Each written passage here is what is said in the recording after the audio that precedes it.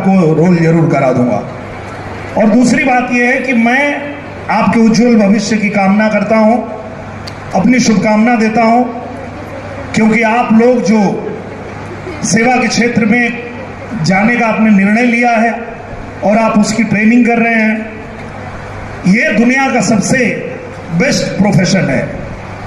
क्योंकि सेवा से बढ़ के कोई धर्म नहीं है, सेवा से बढ़ के कोई कर्म नहीं है।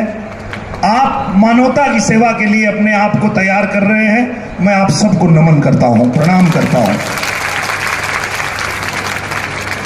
क्योंकि ये जो जीवन मिला है, तो कहते हैं, हम तो